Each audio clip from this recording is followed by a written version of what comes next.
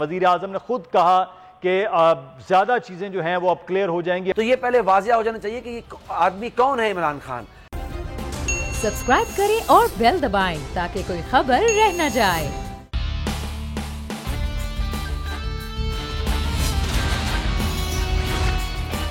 अस्सलामु अलैकुम। The special report with Mudassar Iqbal के साथ हाजिर खिदमत है। नाज़रीन, इलेक्शन कमीशन की स्क्रूटनी कमेटी की रिपोर्ट के बारे में जब से चीज़ें सामने आई हैं उसके बाद अब तमाम तरतीरों तनकीद का रुख इस वक्त हुकूमती जमात पाकिस्तान तहरीक इंसाफ की जानिब है कि 34 करोड़ रुपए कहाँ से आए हैं, कहाँ गए हैं, इसका कोई हिसाब नहीं है। और फॉरेन फंडिंग के मामलात के हवाले से अब अपोजिशन जमातें ये कह रही हैं कि हुकूमत, हुकूमती जमात और हुकूमती जमात के सरबरा चोर हैं। लेकिन पाकिस्तान तहरीक इंसाफ बिल्कुल बरक्स इसके बारे में बता रही है कि हमने जो चीज़ें सामने दी हैं वो तमाम तर खुल के सामने आ गई हैं। वज़ीर आज़म ने खुद कहा कि ज़्यादा चीज़ें जो हैं वो अब क्लियर हो जाएंगी अगर कोई ऐसे मामलात भी हैं। लेकिन पाकिस्तान तहरीक इंसाफ खुद जो करप्शन से पाक का नारा लगाती रही इस मुल्क को, क्या वो वाकई करप्शन कर रही थी उनकी सियासी जमात के तौर पर यह मामला कुछ और है। हम इस सूरत हाल पर बात करेंगे कि जो इलेक्शन कमीशन है वो इस पर क्या एक्शन ले सकता है, क्योंकि अभी तो स्क्रूटनी कमेटी की रिपोर्ट है, उसके बाद बाकी चीज़ें होंगी, जेरा होगी, दोनों जानिब से फिर को फैसला होगा। लेकिन इख्तियारात इलेक्शन कमीशन के क्या हैं, मामलात क्या हैं, ये भी बात होगी कि कानूनी तौर पर किसी भी सियासी जमात के लिए यह मामला कितना सख्त हो सकता है और पाकिस्तान तहरीक इंसाफ जो हुकूमती जमात है उसका मौक़िफ़ क्या है, हम ये भी बात करेंगे। हमारे साथ इस वक्त मौजूद हैं बसरा साहब, पाकिस्तान तहरीक इंसाफ के रहनुमा हैं। उस्मान सईद बसरा साहब, बहुत शुक्रिया आपके वक्त का। कुंवर दिलशाद साहब हमारे साथ हैं, साबिक सेक्रेटरी इलेक्शन कमीशन है। कुंवर साहब, बहुत शुक्रिया आपने हमें वक्त दिया। राजा आमिर अब्बास साहब सीनियर कानूनदान हैं। राजा आमिर अब्बास साहब, सर आपका भी बहुत शुक्रिया। बैरिस्टर साहब, आगाज़ कर लेते हैं सबसे पहले पाकिस्तान तहरीक इंसाफ के, क्योंकि अकाउंट्स हैं, पैसे हैं। उस्मान सईद बसरा साहब, ये तकरीबन 31 या 34 करोड़ है, फिगर शायद मैं थोड़ा आगे पीछे कर जाऊं तो उसको भी तस्दीक कर लीजिएगा। 53 के करीब अकाउंट्स हैं जिनके बारे में बताया भी नहीं गया। तो मामला ये है कि आप शफाफियत का नारा लगा को अपोजिशन की तमाम जमातें कह रही हैं शफाफियत का नारा आप लगाते रहे, वो धोखा था, गरीब हो गया मुल्क और आपके अपने जो चेयरमैन है अमीर हो गए, इस किस्म के इल्ज़ामात आप पर हैं। तो सर ये कहाँ से आए हैं ये पैसे, किसने दिए हैं ये पैसे, कहाँ गए हैं ये पैसे? बिस्मिल्लाहिर्रहमानिर्रहीम। बहुत शुक्रिया मुदस्सर भाई। देखिए, सबसे पहले तो मैं आपकी खिदमत में ये अर्ज़ करूँ कि जब भी हम पाकिस्तान तहरीक इंसाफ के बानी चेयरमैन इमरान खान साहब के मुतल्लिक बात करेंगे, जब भी हम इमरान खान की सियासी जमात तहरीक इंसाफ के मुतल्लिक बात करेंगे, तो हमें ये जहन नशीन करना चाहिए कि इमरान खान के मुतल्लिक कुछ चीज़ें हैं जो रोज़े रोशन की तरह अय्या हैं। पाकिस्तान की सियासत में इस्तिस्ना हासिल है इमरान खान को अपनी सच्चाई और शफाफियत की बुनियाद पे। ये वही इमरान खान है जिसको पाकिस्तान की सुप्रीम कोर्ट ने सादक और अमीन डिक्लेयर किया और ये प्रोसीडिंग 1.25 साल तक चली, जिसमें इमरान खान साहब ने अपनी हमसे मांगे गए 10 साल का हिसाब, इमरान खान साहब 40 साल का अपना जो उनका मुआशी हिसाब था वो डॉक्यूमेंट लेके आए, डॉक्यूमेंटेड एविडेंस लेके आए सुप्रीम कोर्ट के अंदर। और यूं पाकिस्तान की तारीख में, पाकिस्तान की सियासी तारीख का वाहिद आदमी जिसको सुप्रीम कोर्ट ऑफ पाकिस्तान ने सादक और अमीन कहा, ये इमरान खान है और उनकी तहरीक इंसाफ के मुतल्लिक बात हो रही है। तो ये पहले वाज़िया हो जाना चाहिए कि ये आदमी कौन है इमरान खान। ये वो आदमी है इमरान खान जिसके ऊपर आज तक मुआशी बदउनवानी का कोई धब्बा नहीं है। ये वो इमरान खान है जो इक़्तिदार में आता है तो उसके खानदान का करीब या दूर से कोई इंसान इक़्तिदार में हिस्सेदार नहीं है। ये वो इमरान खान है जिसका कोई मुआशी कारोबार नहीं कर रहा एज अ प्राइम मिनिस्टर होते हुए। ये वो इमरान खान है जिसके बच्चे दुनिया में बिजनेस एम्पायर खड़ी नहीं कर रहे कि उनका बाप क्योंकि पाकिस्तान का वजीर आजम है। ये फैक्ट्स पहले सामने रखेंगे और फिर हम बात करेंगे तहरीक इंसाफ जो इमरान खान की सियासी पार्टी है। पाकिस्तान तहरीक इंसाफ ने इस मुल्क के अंदर पहली दफ़ा पॉलिटिकल फंडिंग का, पार्टी फंडिंग का कॉन्सेप्ट लेके आई कि बाकी पार्टियां अपने इन्वेस्टर्स, जागीरदारों और वडेरों और टिकट को तकसीम करने के अमल से बनने वाले पैसे से चलती रही। पाकिस्तान तहरीक इंसाफ वह जमात है जिसने लोगों को इनवाइट किया कि ये आपकी जमात है, आप इसको डोनेट करें, ये भी हम लेके आए। अब जिस बात के ऊपर बात हो रही है इलेक्शन कमीशन के अंदर कि जी हमारी स्क्रूटनी, इसको प्राइम मिनिस्टर ऑफ पाकिस्तान ने वेलकम किया, इस रिपोर्ट को वेलकम किया, क्योंकि ये रिपोर्ट ही आगे चल के पाकिस्तान की सियासी जमातों के लिए एक नवश्ता दीवार भी बनेगी और माइलस्टोन भी बनेगी। 40,000 डोनर का डाटा मुदस्सर इकबाल साहब, 40,000 डोनर्स का डाटा दिया पाकिस्तान तहरीक इंसाफ ने इलेक्शन कमीशन के अंदर। हमारे खिलाफ खड़ी हुई जमातें जो आज टेलीविजन पे बैठ के ये कह रही हैं कि जी तहरीक इंसाफ और इमरान खान की पार्टी जो है वो लोग हैं जो खुद पाकिस्तान की तारीख की सबसे बदतरीन मुआशी एम्बेजलमेंट के अंदर फंसे हुए हैं। लेकिन उस्मान सईद साहब गुजारिश ये है कि आप ही की जमात ने इस केस को प्रोलॉन्ग किया जिस पर आपकी तनकीद होती है। आपके वकील ने यह कहा कि इस स्क्रूटनी कमेटी की रिपोर्ट को पब्लिक न किया जाए, जब जिस मेंबर ने कहा कि ये तो हम नहीं कर सकते, जिसके पास है फरीक वो कर सकते हैं। लेकिन साथ ही साथ ये आपकी जमात के कायद इमरान खान साहब के दस्तखत से वो कागज़ जमा था जिसमें जितनी आपकी फंडिंग है उसी स्क्रूटनी कमेटी ने 53 जो अकाउंट्स के हवाले से कहा और तकरीबन 34 करोड़ रुपए के करीब जो है वो ये बताया कि वो पैसों का कोई जो है वो ट्रेल नहीं नज़र आ रही, कोई चीज़ उसकी तहकीकात में स्क्रूटनी कमेटी में आपने पेश नहीं की। जो आपने बातें की वो बजा, लेकिन जो सर स्क्रूटनी कमेटी के मेरा तो सवाल वो है। मुदस्सर भाई देखिए, मैंने अपना केस बिल्ड किया, अब मैं आपको उसी बात की तरफ आ रहा जिसकी तरफ आप इशारा कर रहे हैं। देखिए हमारे मद्दे मुकाबल खड़ी हुई ये जमातें जो पाकिस्तान पीपल्स पार्टी और नून लीग हैं, ये सिर्फ पंजाबी में कहते हैं जुबान दी खट्टी खांदे ने। अगर हमारे खिलाफ कोई मामला होगा तो हम इलेक्शन कमीशन में फेस कर रहे हैं और फेस करेंगे। लेकिन आज ये आपके प्रोग्राम, जब मैं आज की तारीख में, आज की इस घड़ी में एक चीज साबित हुई, ये केस हमें मशहूर किया गया था, मीडिया ट्रायल किया गया, हमारे ऊपर गंद उछाला गया, कीचड़ उछाला गया, ये कह के कि आप फॉरेन फंडिंग करते हैं। मुझे दिखाइए ना रिपोर्ट, आप ये रिपोर्ट सारी की सारी उठाइए, इस रिपोर्ट के अंदर मुझे बताइए कहां लिखा हुआ है पाकिस्तान तहरीक इंसाफ फॉरेन फंडिंग में इन्वॉल्व है, ममनुआ फंडिंग में इन्वॉल्व है। केस तो खत्म हो गया ना जी, केस तो ये था। अब आ गए हैं, अब वहां से जान इनकी निकल गई है, इनको समझ आ गई है कि इमरान खान तो बिल्कुल शफाफियत कलम बरदार है। अमली तौर पे साबित हो गया कि पाकिस्तान तहरीक इंसाफ स्क्रूटनी कमेटी की रिपोर्ट के मुताबिक किसी फॉरेन फंडिंग के अंदर मुलव्वस नहीं है, जो as the letter and spirit foreign funding को डिफाइन करती है। पाकिस्तान तहरीक इंसाफ किसी ममनुआ फंडिंग में मुलव्वस नहीं है। तो ये जो जमातें आज प्रेस कॉन्फ्रेंस कर रही हैं और हर्जा सराई कर रही हैं और खुद चोर हैं और ये समझ रहे हैं कि इस चोरी के शैडो के अंदर इमरान खान को लपेट लेंगे, मैं भी सवाल करता हूं आपके प्रोग्राम के तवज्जुह से, हमें बताया जाए। हमारा मीडिया ट्रायल हुआ है, हमने फेस किया है, हर प्रोग्राम के अंदर 3.5 साल से हम फेस कर रहे हैं। इलेक्शन कमीशन में आपका केस पड़ा हुआ है, फॉरेन फंडिंग का केस पड़ा हुआ है। फॉरेन फंडिंग, ममनुआ फंडिंग तो अब खत्म हो गई, वो तो रहा नहीं। हम क्यों कह रहे थे इसको पब्लिक ना करें? ये बड़ा इंपॉर्टेंट क्वेश्चन है और ये वही मैं इसको आगे लेकर चलता हूं जो आप थोड़ा एक मिनट मुदस्सर एक लाइन ले लीजिए, ये बड़ी इंपॉर्टेंट है।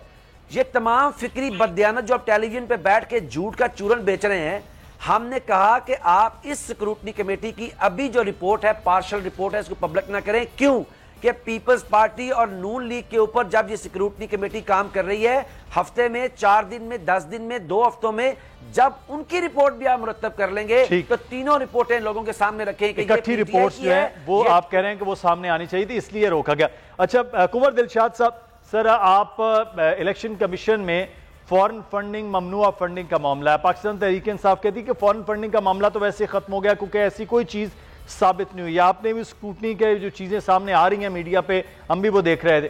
तो ये मामला अलग है कि स्क्रूटनी कमेटी ने फॉरेन फंडिंग वाले मामला कुछ नहीं है, और जो अकाउंट्स नहीं सामने आए हैं, जिन पैसों का हिसाब नहीं सामने आया है, वो किस खाते में होंगे सर? और फिर इलेक्शन कमीशन के पास इस वक्त क्या इख्तियार है इन सारे मामलात को अब देखने का, कहां स्टैंड कर रहा है केस? देखिए जी, असूल तौर पर मैंने अभी जनाब उस्मान बिसरा साहब की बात सुनी है, वो दुरुस्त फरमा रहे हैं। ज़ाहिर है कि वो पार्टी के तर्जमान हैं और उन्हें अपनी पार्टी को डिफेंड करना होता है। तो लेकिन मैंने जो बातें करनी है वो मैंने हक़ाइक़ पर, यानी जो कानून और आइन और इलेक्शन कमीशन का रेफरेंस और स्क्रूटनी कमेटी ने जो रिपोर्ट पेश करी है उसका हमने सबक करना है। सबसे पहली अहम बात यह है उस्मान बिसरा साहब, आपके चार्टर्ड अकाउंटेंट ने वज़ीर आज़म को धोखा दिया। आपके चार्टर्ड अकाउंट को स्टेटमेंट बनानी नहीं आई, उन्होंने बेकायदगी, बेज़ादगी हर पार्टी के फंडिंग में होती रहती है। लेकिन उन्होंने आपकी जो चार्टर्ड अकाउंटेंट हैं उन्होंने हकायक पर मबनी नहीं की, वही पुरानी रिपोर्ट 5 साल तक भेजते रहे दस्तखत करके और डेट भी नहीं डाली।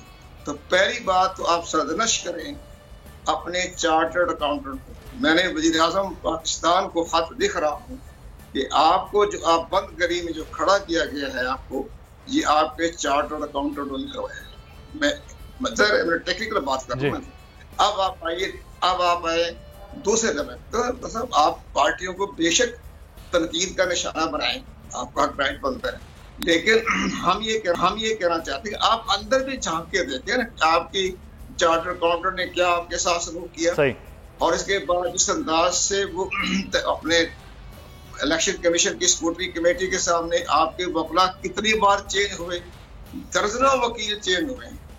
अब तो खुशकिस्मती समझे आप कि आपको खावर शाह मिल गए, ये बड़े काबिल आदमी हैं, हाई कोर्ट के जज रहे हैं और बड़े सलीके से बात करते हैं, वो अपने दलाइल भी देते हैं। लेकिन इससे पहले दर्जनों वकला ने केस छोड़ दिया, चले गए छोड़कर। तो वो भी आप अपना देखें कि क्या इसमें ऐसी बात थी, क्या बेकायदगी बेज़ाब्ती थी कि जनाब इसकी आपके वकला ने केस को लिया ही नहीं, चले गए छोड़कर। अब मैं आपकी तरफ आता हूँ, इस केस में बेकायदगी बेज़ाब्ती हुई है, इसमें कोई ऐसी बात नहीं है कि जिससे आप बाकी जमातों को बुरा भला कहें। उन जमातों को भी इलेक्शन कमीशन ने तलब कर लिया है और विद इन 10 डेज उनका भी सारा स्कूटरी का मामला शुरू कर दिया है उन्होंने। पाकिस्तान पीपल्स पार्टी और पाकिस्तान नवाज शरीफ की पार्टी सबको बुला लिया उन्होंने। ये तो टर्न बाई टर्न करेंगे ना आप, टर्न बाई टर्न। अब आप ये देखें कि सबसे पहले अहम बात ये देखें कि स्टेट बैंक ऑफ पाकिस्तान ने कहा है ये इलेक्शन कमीशन की स्कूटनी क्या कोई कारनामा नहीं है। अच्छा, ये स्टेट बैंक ऑफ पाकिस्तान ने कहा है कि 256 ऐसी कंपनियां हैं जिनका अकाउंट पर हमें रसाई नहीं दी है, यानी स्टेट बैंक है। और इसके साथ साथ वो ये ठीक है, बहुत नीति नहीं है, बेकायदगी बेज़ाब्ती है। इसी तरह एक आप ये बताइए कि नीदरलैंड में और हाईलैंड में जो भी है उनके बैंक अकाउंट तक हमें रसाई नहीं दी गई। तो आप बताइए कि खुद पार्टी को चाहिए था कि जनाब हम बता देते हैं कि आपके नीदरलैंड हाईलैंड में जो कनाडा के बैंक है उसमें कहाँ कितना पैसा है, क्या मामला है, खामोशी इख्तियार कर ली। इसी तरह आप आगे चलें, जितने भी मामले हुए हैं सिर्फ 12 अकाउंट दिखा रहे हैं। स्टेट बैंक कहता है, स्टेट बैंक पाकिस्तान कहता है, हम नहीं कहते, स्टेट बैंक ऑफ पाकिस्तान कहता है कि 53 अकाउंट्स को उन्होंने छुपाए रखे, हमें नहीं बताया। अब ये सारी सबसे मैं बात ये करना चाहता हूँ, इसमें स्कूटनी कमेटी ने भी अपनी दहाई जो है वो एक किस्म का समझें कि अपने मैंडेटरी जो दिया गया था पावर को इख्तियार नहीं किया। उनको ये चाहिए था कि जनाब स्टेट बैंक ऑफ पाकिस्तान को हुक्म जारी करते आर्टिकल 220 के तहत कि जनाब हमें ये हर सूरत में ये आप अपनी रसाई करें, हमें रिपोर्ट पेश करें। वजारत खारजा कहते हैं कि नीदर हाईलैंड में कनाडा के बैंकों की रिपोर्ट पेश करें, लेकिन हमारी कमेटी जो थी वो भी खामोश रही। अब ये काम इलेक्शन कमीशन ने करना पड़ेगा। अब इलेक्शन कमीशन ऑफ पाकिस्तान जो रिपोर्ट आई है स्कूटनी कमेटी की, उसकी रोशनी में ये उन्होंने ऑर्डर जारी करना है कि ये जो बैंकों के अकाउंट हमें नहीं बताए गए हमें 72 घंटे में बता सही। आर्टिकल 220 के तहत तो मंगवा लेंगे, इमीडिएटली मंगवा लेंगे, तो वो सारी चीज सामने आ जाएगी। इसमें बेकायदगी बेजाबती है, इसमें कोई गड़बड़ नहीं है। हम जानते हैं इमरान खान एक मैन ऑफ राइट आदमी है, सब लोग इज्जत करते हैं, रिस्पेक्ट करते हैं उनकी, तो उनके अंदर नीचे बैठा हुआ नालायक तबका जो बैठा हुआ है। अच्छा, आप फरमा रहे हैं कुंवर साहब, आप फरमा रहे हैं कि बेकायदगी और बेज़ाब्तगी जो है इस सारे अमल में, कुंवर साहब आप फरमा रहे हैं वो ज्यादा है और जो बेईमानी का अंसर है वो उस तरह नहीं है। लेकिन इलेक्शन कमीशन के पास बेकायदगी और बेज़ाब्तगी के खिलाफ क्या है, मैं इस पर बात करूंगा। लेकिन उससे पहले राजा आमिर अब्बास साहब हमारे साथ मौजूद हैं। मिस्टर साहब बहुत शुक्रिया आपके वक्त का। सर आमिर अब्बास साहब, अब इसमें जब ये बार बार ये कहा जा रहा है जनाब, क्योंकि बहुत ज़्यादा शोर हो रहा है कि बेईमानी का अंसर शामिल था, अपोजिशन जमातों के आप ट्वीट्स, बयानात, सारी चीज़ें वो देख रहे हैं, प्रेस कॉन्फ्रेंसेज, आईनी तौर पर किसी सियासी जमात के खिलाफ जो अगर वो इस किस्म के मामलात में हो, क्या हो सकता है सर कानूनी तौर पर उसके खिलाफ एक्शन? देखिए, कानूनी तौर पर इसके में 2 कानून हैं जो एप्लीकेबल हैं जी। एक 2002 का पॉलिटिकल पार्टीज ऑर्डर था जी, और उसके बाद जो अभी इलेक्शन एक्ट 2017 आया है। अब जो पहला भी और अभी के भी जो कवानीन हैं वो ये कहते हैं कि जैसे अभी कंवर दिलशाद साहब फरमा रहे थे कि बेज़ाब्तियां हो या आपने उसमें डिक्लेयर नहीं किया, आपने बताया नहीं, या फॉरेन प्रोहिबिटेड फंड हो, ठीक है, कि आप लाने से ये पैसा ले ही नहीं, तो ऐसी सूरत हाल में मैक्सिमम जो पनिशमेंट है इलेक्शन कमीशन के पास है वो ये कर सकती है कि उस अमाउंट को फोरफीट कर सकती है, जब्त कर सकती है। इसके अलावा और कोई इख्तियार नहीं है। हाँ, जो कानून है उनमें एक चीज लिखी हुई है, फॉरेन एडेड। ना फॉरेन फंडेड और फॉरेन एडेड में फर्क है कि अगर कोई बाहर की हुकूमत, बाहर की कोई सियासी जमात किसी पार्टी को पाकिस्तान में बनाती है और उससे फंड करती है प्रॉपरली, तो वो ऐसी जब वो किसी हुकूमत से पैसे ले रहे हैं तो फिर उस पार्टी को बैन किया जा सकता है, खत्म किया जा सकता है, जिसकी सूरत में उसके तमाम जो पार्लियामेंटेरियंस होते हैं वो भी अपनी सीट खो देते हैं। लेकिन ये जो केस है पीटीआई वाला, इसमें एक डॉट के बराबर भी ऐसी चीज नहीं आई कि किसी हुकूमत से या किसी बैरून मुल्क सियासी पार्टी इनको फंडिंग कर रही थी और ये पार्टी वजूद में आई।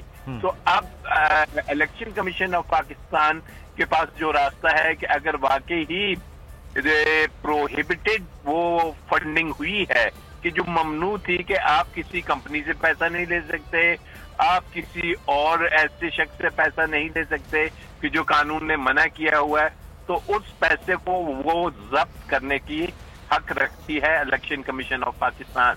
अदरवाइज होती है कि जो बात हो रही है कि कहीं बैन करने की अगर हो तो जो 2002 का पॉलिटिकल पार्टीज एक्ट था उसमें सिर्फ हुकूमत को ये इख्तियार था कि वो किसी भी पार्टी के खिलाफ ये कदम उठा सकती है अगर वो किसी टेररिज्म में या किसी मुल्क के अपने मुल्क के खिलाफ काम कर रहे हैं, तो ऐसी सूरत हाल में वो रेफरेंस भेजते हैं सुप्रीम कोर्ट ऑफ पाकिस्तान को, और फिर सुप्रीम कोर्ट ऑफ पाकिस्तान उस पार्टी को बुलाती है और सुनने के बाद अगर ये समझती है कि जो ये रेफरेंस भेजा गया है ये दुरुस्त है तो उसे बैन किया जाता है, अदरवाइज नहीं।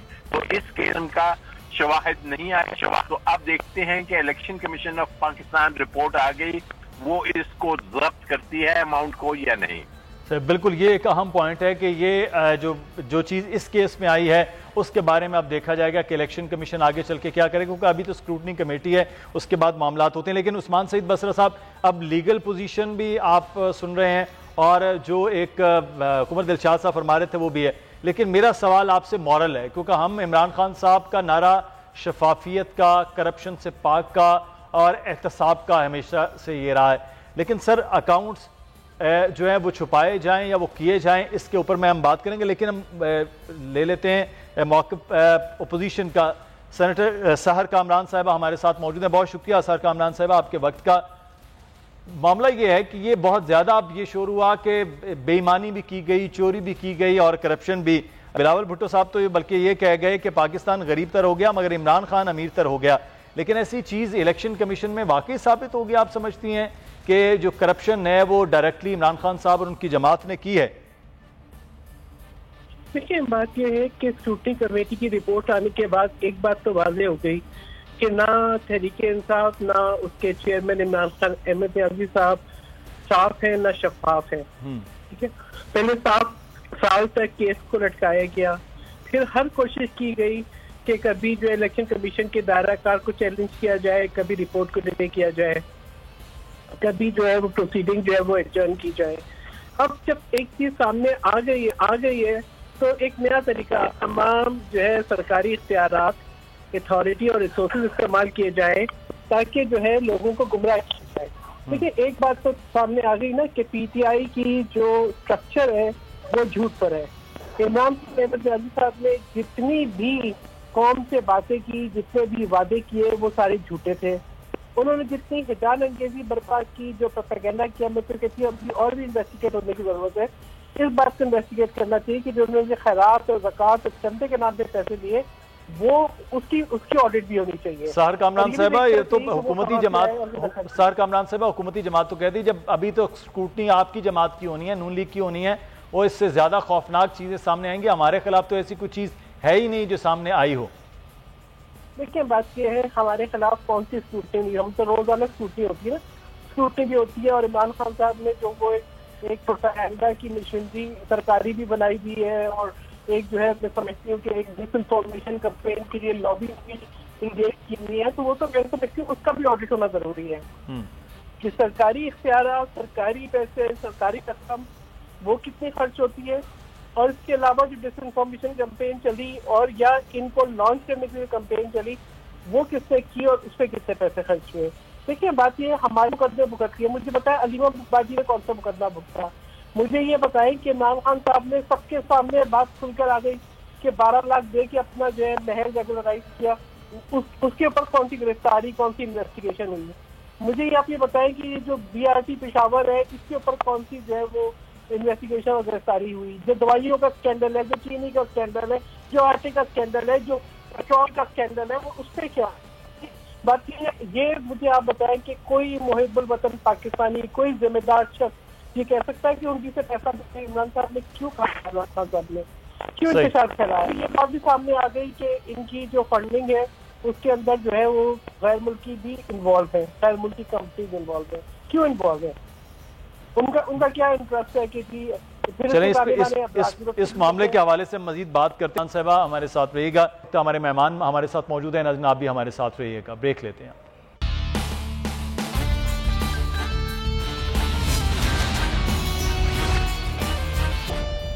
ब्रेक के बाद आपको खुशामदीद कहते हैं। उस्मान सईद बसरा साहब, चीज़ें साहब के सामने आई हैं, अपोजिशन की जो दो तनकीद है वो तनकीद है, लेकिन बड़ी अहम बात और बड़ा अहम पॉइंट जो है वो कुमर साहब जो कह रहे थे वो है, सर आपकी अपनी जमात में बहुत से ऐसे मामलात हैं जो अपनी ही फ़ौज पर, अपनी ही पीछे की तरफ जो है वो फायरिंग कर रहे हैं। उनमें छोटा सा एक मिसाल दी है, वो आपके जमात के जो इस वक्त हैं चार्टर्ड अकाउंटेंट उनका है।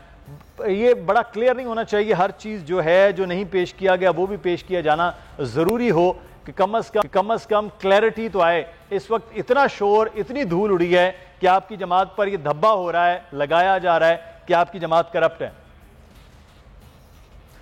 अच्छा मुदस्सर, मैं ज़रा थोड़ा सीरियस किस्म की आपके सामने एक बात रखना चाहता हूँ जी कि देखिए ये है पाकिस्तान की अपोजिशन जो कि झूठ और डिटाई और इस खुले बंदों बात करते हैं झूठी कि आप इंसान हैरान रह जाता है। जिस धूल की बात आप कर रहे हैं कि धूल उड़ रही है, उड़ाई जा रही है, ये यही हैं 2-3 जमातें जिनका दरअसल गिरेबान अगला जो स्क्रूटनी कमेटी का अगला स्टेप है, जिसके अंदर मुस्लिम लीग नून और पीपल्स पार्टी अपनी डॉक्यूमेंट्स को लेके आएंगे, जिसके अंदर के नून लीग ने 9 अकाउंट सिरे से छुपाए हुए थे, शो ही नहीं किए हुए थे, और ये जो अभी मेरी बहन यहाँ बात करके चली गई, इनके 11 अकाउंट उन्होंने पकड़े हैं स्क्रूटनी कमेटी ने। ये तो इनकी चीखें भी आपको सुनाई देंगी। लेकिन मुझे बताइए, मैं वो चली गई है मोहतरमा धूल उड़ा के, असल में इन लोगों का एजेंडा क्या है? ये जानते हैं कि इमरान खान और उनकी जमात पाकिस्तान की सियासत में एक दराज कद और अपने अमल से शफाफियत की बड़ी लाइन खींचे हुए हैं। ये सारे बौने हैं उसके आगे। अभी कह रही थी जी कि जी रिपोर्ट में आ गया जी एजेंसियों से पैसे लेते रहे हैं, बाहर के लोगों से पैसे लेते रहे हैं। अब वो यहाँ मौजूद नहीं है, थोड़ा गैर इखलाकी भी लगता है। लेकिन अफसोस ये है कि फिर हमको बात करें, कहते हैं जी खवातीन की हम तो रिस्पेक्ट नहीं करते। जो आप उनको बताएं ना, मैं पूछना चाह रहा था उनसे, चली गई हैं, जब उन्होंने रिपोर्ट पढ़ी है, अब मैं चैलेंज करता हूं, अभी आप उनको ले लें लाइन के ऊपर, रिपोर्ट नहीं पढ़ी इनमें से किसी ने भी। ये व्हाट्सएप के ऊपर नैरेटिव ले रहे हैं अपनी जमातों का, व्हाट्सएप के ऊपर इनकी लीडरशिप और इनके मीडिया सारे इनको बता रहे हैं कि पीटीआई के ऊपर ये धूल उड़ाओ, ये गुफ्तगू करो, ये हर्जा सराई करो, और शोर डाल के रखें कि किसी को सही बात समझ ना आए। जब आपके सामने सिक्योरिटी कमेटी की रिपोर्ट आ गई है तो चीजें ब्लैक एंड व्हाइट के अंदर आ गई, ग्रे एरिया के अंदर कुछ नहीं है। हमारे ऊपर इन लोगों ने इल्जाम लगाया, जानबूझ के लगव प्रोपेगेंडा किया, झूठ बोला, टेलीविजन की स्क्रीन इस्तेमाल की, इस माइक के तवज्जुह से पाकिस्तान तहरीक इंसाफ और मेरे शफाफ और अजीम शान वजीर आजम के ऊपर इतनी हर्जासराई की कि वो फॉरेन फंडिंग के अंदर मुलव्वस हैं। रिपोर्ट तो चीख चीख के कह रही है, चाहे किसी तीसरे बंदे से इसकी इंटरप्रिटेशन करवा लें, उर्दू तर्जमा करवा लें, इनको तो इंग्लिश पढ़नी नहीं ना आती, मसला ये मिठाई पहले खा बैठते हैं। ये रिपोर्ट क्लियर है, फॉरेन फंडिंग साबित नहीं हुई, ममनुआ फंडिंग साबित नहीं हुई, यही तो 2 हम पे इल्जाम थे। लेकिन अब मसला ये है मेरे भाईजान, अकाउंट्स ना आश्कार होना उस्मान साहब, और पैसों का पूरी क्लियरली ना बताया जाना, वहां ये भी तो एक मसला है। मुदस्सर, जब वो साबित नहीं हो रहे तो हम उसको गलत या सही बात में कहेंगे, लेकिन ये तो कहेंगे कि छुप गया है कुछ ना कुछ। उस्मान साहब जी। कंवर भाई ने अभी बात की। मुदस्सर देखिए मसला क्या है, हमें पाकिस्तान के लोगों को मीडिया के ऊपर एक बहुत बड़ी जिम्मेदारी है। हमें पूरी ईमानदारी से सच बोलना चाहिए, लेकिन सच टोकरी में डाल के नहीं बोलना चाहिए। जो टोकरी और टोकरे निकल आए हैं ना, टोकरियां और टोकरे निकल आए हैं पाकिस्तान की सहाफत के अंदर, और टीवी पे बैठ जाते हैं सरे शाम ये मेला सजा के टोकरियां टोकरे। मसला ये है कि पूरा सच ये है कि कंवर भाई ने बात की, देखिए बेज़ाब्तगी हो सकती है। आपने एक चीज को जैसे अभी सिक्योरिटी कमेटी की रिपोर्ट में लिखा है कि एक अकाउंट था जो 2 बार दर्ज कर दिया गया, 15 करोड़ की अमाउंट जो थी 2 बार दर्ज कर दी गई।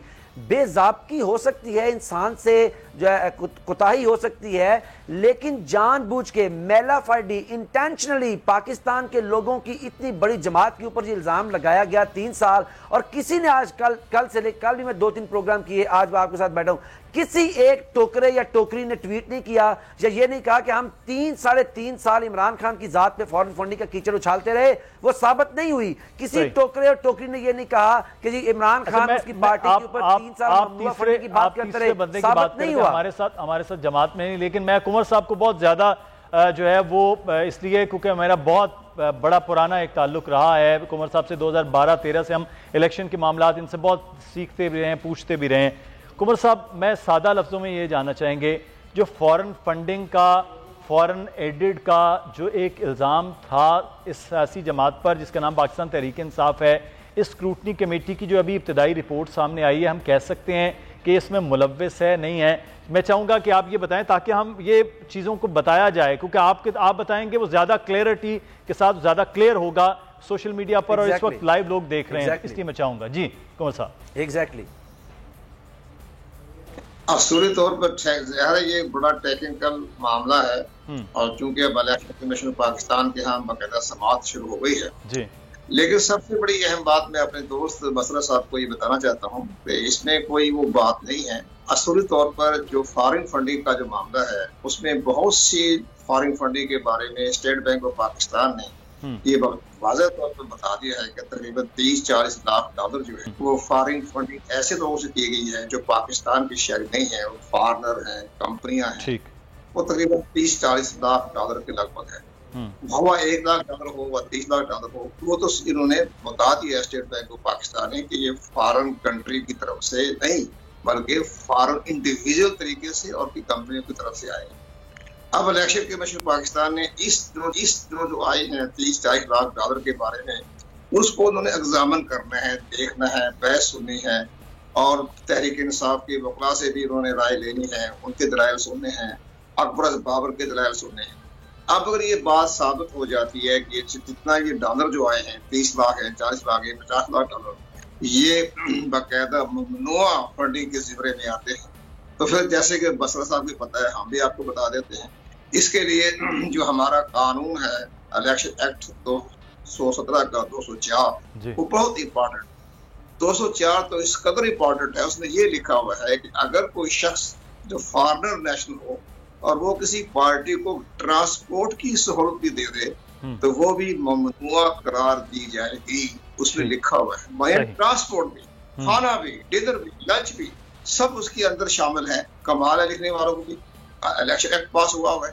अब ये अगर ये साबित हो जाता है कि ये बकायदा जब्त हो गया, ठीक है, जैसे बसरा साहब भी फरमा रहे हैं कि ठीक है, लेकिन उसकी आगे कॉन्सिक्वेंसेस मैं बताना चाहता हूँ ना, वो मेरे ख्याल में बसरा साहब नहीं पढ़े, वो है सेक्शन 215 जी। आप बसरा साहब जो पार्टी की बैन के बारे में बात कर रहे हैं वो 214 है, 212 है, इसका इससे कोई ताल्लुक नहीं। इलेक्शन कमीशन ऑफ पाकिस्तान किसी सियासी जमात को कारदम करार नहीं दे सकता, उसके पास कोई कानूनी आईनी इख्तियारात नहीं है, ना रेफरेंस भेजने के इख्तियारात है। असूली तौर पर उनके पास इख्तियारात ही होते हैं कि जो जिस पार्टी ने गोशवारे सालाना जमा कराए अपनी पॉलिटिकल पार्टी के, अगर वो मुस्तरद हो जाते हैं तो फिर इलेक्शन कमीशन पाकिस्तान सेक्शन 215 के तहत और सेक्शन 210 को मद्देनजर रखते हुए उस पार्टी का सिंबल वापस ले सकता है।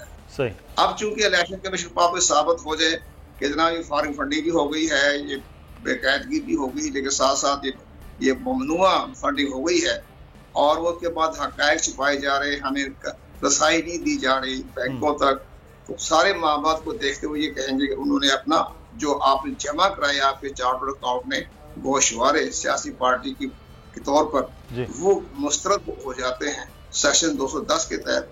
फिर इलेक्शन कमीशन के पाकिस्तान एक ही इख्तियार और वो इख्तियार ये है कि सिंबल वापस ले सकता है, वो लिखा है उसके अंदर 215 में।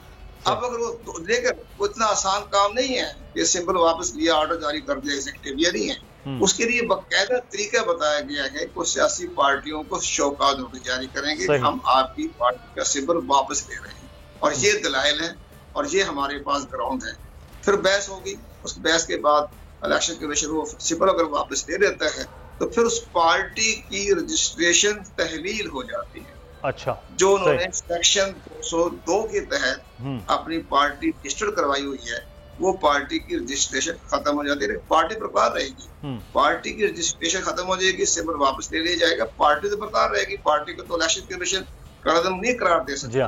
तो फिर उसकी जो कौमी असम्बली, सूबाई assembly, senator, local government election के जो कामयाब जो हैं वो सब के सब आजाद तस्वर किए जाएंगे, यानी बगैर सिंबल के आजाद होंगे। तो फिर मुल्क के अंदर आईनी और कानूनी बहरान पैदा होने के एहतमाल है, मुमकिन नहीं कहता, एहतमाल है। ये एक बड़ा बसरा साहब जरा बड़े गौर के साथ आप अपने वकला से मशवरा करें, अपनी पार्टी के अंदर बैठ के संजीदगी से सोचें कि अगर हमें स्टेप बाय स्टेप चलना पड़ेगा, अगर हम इस स्टेज पे आगे इलेक्शन पाकिस्तान सिंबल वापस लेने की पोजीशन पे आ जाता है तो आपकी पार्टी का खड़ी है। तो ये सारे ये समझाने वाली बातें, ये आईनी जो मामलात जो आपने बताया है कानूनी तौर पर कुंवर साहब, ये एक बड़ा अहम पॉइंट है। फिर वो 30 से 40 लाख डॉलर का जो मामला है उसको अब किस तरह से वकला बहस के जरिए बता पाते हैं कि कौन से अकाउंट्स हैं जिनके बारे में अब वो आगे चल के इस पे बहस होनी है, ये एक बड़ा अहम पॉइंट है। बहुत शुक्रिया कुंवर दिलशाद साहब, आपके वक्त का भी। उस्मान सईद बसरा साहब हमारे साथ मौजूद थे, PTI के रहनुमा, आपका भी बहुत। अब देखना यह है कि पाकिस्तान तहरीक इंसाफ जो है वो इस तमाम तर अमल को अब इलेक्शन कमीशन में किस तरह से लेकर चलती है। जो चीज़ें अभी जिस पर बहुत ज़्यादा बात हो रही है और जिस हिस्से पर बहुत ज़्यादा सोचने की और समझने की बात है, इस वक्त प्रोग्राम्स के अंदर, ट्वीट्स के अंदर जिस किस्म के मामलात हैं उससे ज़्यादा बेहतर टेक्निकली जो चीज़ क्या है उसको देखने और परखने की ज़रूरत भी है। आगे बढ़ेंगे और अब हम बात करेंगे कुछ वो है इस वक्त ओमिक्रॉन यानी कि कोरोना के एक नए वेरिएंट के हवाले से सूरत हाल खासी गंभीर होती जा रही है कि हम अमेरिका की बात करें, यूरोप के ममालिक की बात करें तो वहाँ पर लाखों की तादाद में अब मरीज़ पड़ रहे हैं और पाकिस्तान में हर आने वाले दिनों में पहले 2-4 फिर उसके बाद दर्जनों और अब सैकड़ों की तादाद में मरीज़ जो हैं वो बढ़ रहे हैं। कराची की बात करें तो 140 और इस्लामाबाद की बात करें तो 177 मरीज़ हैं। आज ही बैरून मुल्क से जो परवाज़ें आई हैं उसमें हम ये देख रहे हैं करीब 12 अफराद जो आए हैं उनमें कोरोना वायरस मुस्बत आया है जो ओमिक्रॉन का शिकार भी हैं। हम बात करेंगे, डॉक्टर अशरफ निज़ामी साहब हमारे साथ मौजूद हैं, PMA के चेयरमैन है। बहुत शुक्रिया डॉक्टर अशरफ निज़ामी साहब आपके वक्त का। सर, इस वक्त खासी बातचीत हो रही है कि जनाब ओमिक्रॉन इस वक्त यूरोप में तो बड़ी तेज़ी के साथ फैल रहा है, अमेरिका में बहुत ज़्यादा केसेस सामने आ रहे हैं। हमारे क्योंकि बाहर से रसाई कम है निस्बतन, तो हमारे लिए कदरे कम होता है। हम पहले भी किस तरह से बचे रहे, अल्लाह की कोई मदद थी, अब भी हम बहुत पीछे सूरत हाल में हैं तो अल्लाह की ये मदद है। लेकिन सूरत हाल जो इस वक्त है कि अभी वो कह रहे हैं कि लॉकडाउन या इन जानिब नहीं जा रहे ना वफाकी हुकूमत ना सूबाई हुकूमतें, तो ये वेरिएंट के बारे में अभी तक जो तहकीक है वो क्या बताई जा रही है? बहुत ज़्यादा स्वेर है या मामूली है, क्या इसके बारे में तहकीक आई है सर? बहुत बहुत शुक्रिया। देखिए, मैं समझता हूँ कि दो चीजें हैं। एक तो इस वेरिएंट के बारे में ओमिक्रॉन के लिए जो कि साउथ अफ्रीका से ओरिजिनेट हुआ और मतलब दुनिया में फैला, एक चीज तो हमने समझ ली कि इस वक्त there is nothing in isolation. Does not mean by के बाहर से लोग आ रहे हैं या नहीं आ रहे हैं, लेकिन हमारी कम्युनिकेशंस हैं, लोगों के साथ मिलते हैं तो वो हमें फर्क तो पड़ता ही है। लिहाजा we have to be infected और वो सारी चीजें आपने जैसे फरमाया अभी कराची के अंदर मौजूद है, लाहौर के अंदर मौजूद है, तो वो तो हमारे जो रवैये और बाकी जो है सारी चीजें और हुकूमत का मतलब एक बचपना सा तो नहीं कहना चाहिए, लेकिन मतलब एक ऐसा एटीट्यूड बन गया कि इन्होंने लॉकडाउन और डॉक्टर्स कहते हैं और बाकी कहते हैं, तो अगर डॉक्टर्स ने कह दिया तो हमने लॉकडाउन की तरफ नहीं जाना। मैं एक चीज आपसे शेयर करता हूँ कि just I was talking about कि हांगकांग के अंदर जैसे है, हांगकांग के अंदर जो डिस्ट्रिक्ट लेवल के ऊपर जिसको रीजनल लॉकडाउन या हम लोग उसको स्मार्ट लॉकडाउन कह देते हैं, तो वहां पे अगर एक केस भी आ गया तो उसके साथ ट्रेसिंग के साथ करने के साथ उन्होंने डिस्ट्रिक्ट लेवल के ऊपर दे अप्लाई द लॉकडाउन। तो मैं समझता हूं कि ओमिक्रॉन जो है एक तेजी से फैलने वाला वायरस है और हमारा सबका इस बारे में इत्तेफाक है। और आप जानते हैं कि इंग्लैंड के अंदर, यूके के अंदर जो हाईएस्ट रेट जा रहा है, लेकिन एक जरूर है कि अल्लाह का शुक्र है कि इसकी सिवियरिटी वैसे नहीं है कि हॉस्पिटल्स के ऊपर उतना बर्डन नहीं आ रहा जितना कि हमने पिछले डेल्टा वायरस के साथ देखा था। सही। उसकी वजह दो सूरतें हो सकती हैं। एक तो ये कि वायरस कमजोर हो रहा है, एक ये भी मतलब एक हाइपोथेसिस है कि आहिस्ता आहिस्ता वायरस अपनी जो स्ट्रेंथ है वो लूज कर रहा है। और खुदा करे कि हमारे साथ जो है ये सारी चीजें एक हाई कहते हैं, समझते हैं कि हमारी हर्ड इम्यूनिटी हो जाएगी और उस हर्ड इम्यूनिटी के साथ हम इंशाल्लाह ये ठीक हो जाएंगे। अच्छा डॉक्टर साहब, मैं वैक्सीनेशन के हवाले से आपसे सवाल करना चाहूंगा। जी, मैं आपसे सवाल करना चाहूंगा, इजाजत दे दें। जी, मैं सवाल वैक्सीनेशन के हवाले से बड़ा काम है। आपने देखा कि जो वहां पर अमरीकी वजीर हैं उनको हुआ, वो वैक्सीनेशन भी की थी, उनका बूस्टर डोज भी हुआ, उसके बावजूद जो है उनको ओमिक्रॉन का वो शिकार हुए, वो फिर आइसोलेशन में चले गए। ऐसे बहुत सारे ऐसे केसेस सामने आ रहे हैं। तो क्या चक्कर है कि बूस्टर डोज तक भी लोग पहुंच गए हैं, उसके बावजूद इसके शिकार हो रहे हैं? आपने बहुत अच्छा सवाल किया। मैं इसी तरफ ही आ रहा था आपको बताने के लिए कि what is the reason for कि जब डेल्टा आया तो यूके के अंदर, बाकी दुनिया के अंदर जो पहली हमारे पास वेरिएंट आई तो हॉस्पिटल्स के अंदर जो था वो बर्डन बढ़ा, लोगों को दाखिले हुए, लोगों की अमवात हुई वहां पे देखने में जो आया। लेकिन अभी जो ओमिक्रॉन के साथ आ रहा है, और आपने जैसे दुरुस्त फरमाया, और हमारी भी अल्लाह ताला से देखे प्रोफेसर डॉक्टर यास्मीन राशिद, मतलब अभी इस वक्त शी इज इन आइसोलेशन, तो उनको भी और सारी चीजें लगी हैं, सारी मतलब डोज भी लग गई, बाकी भी सारा। लेकिन ये देखने में आया कि वो लोग, जो मैं आपसे भी चीज शेयर करने जा रहा था, कि गालिबन चूंकि लोग वैक्सीनेटेड हैं तो इस वजह से इसकी सिवियरिटी जो है उस तरह से नहीं है जितनी कि हम डेल्टा के साथ देखी थी। सो हैविंग सेड कि हमारे पास एक ऑप्शन जो कि एसओपीज के ऊपर हमने अमल करना ही करना है।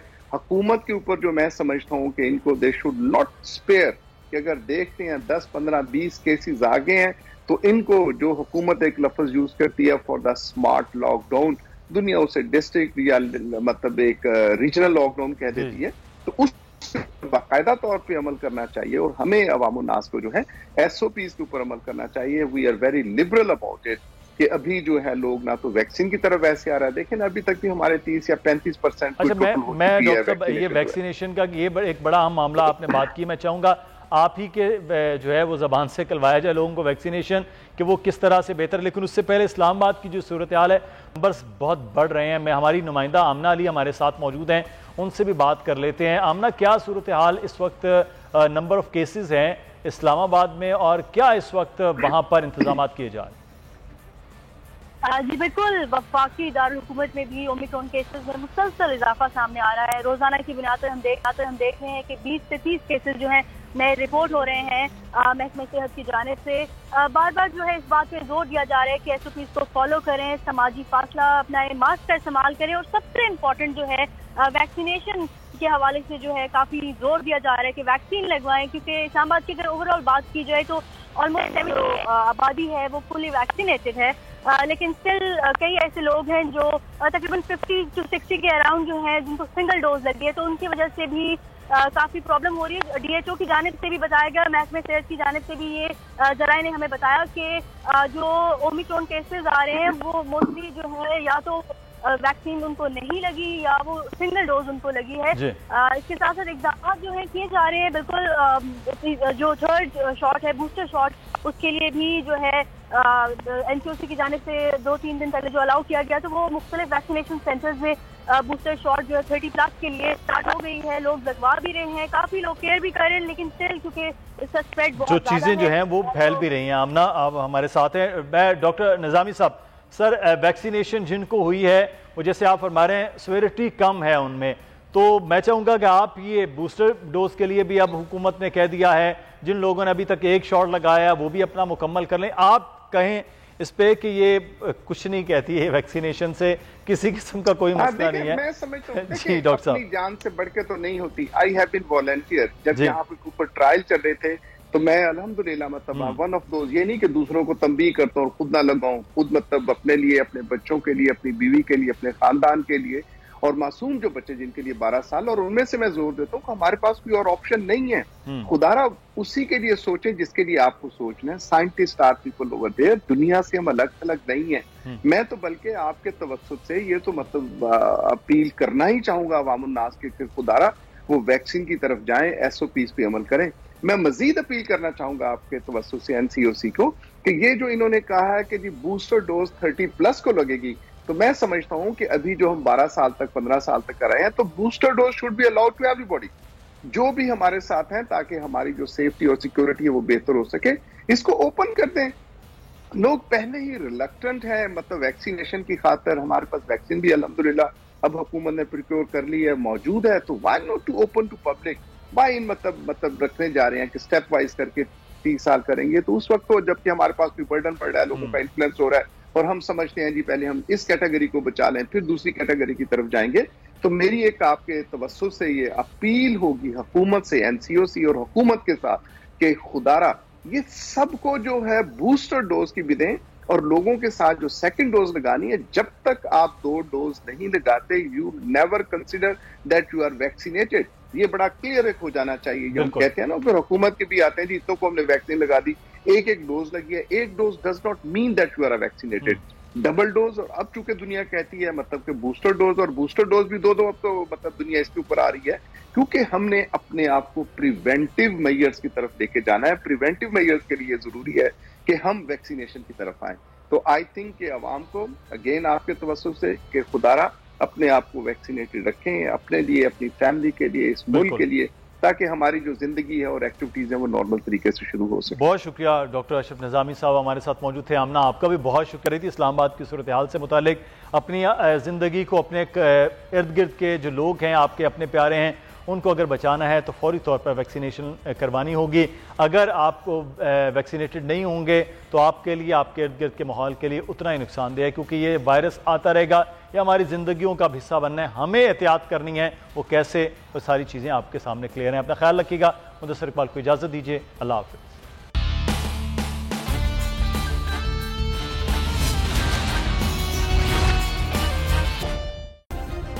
सब्सक्राइब करें और बेल दबाएं ताकि कोई खबर रह न जाए।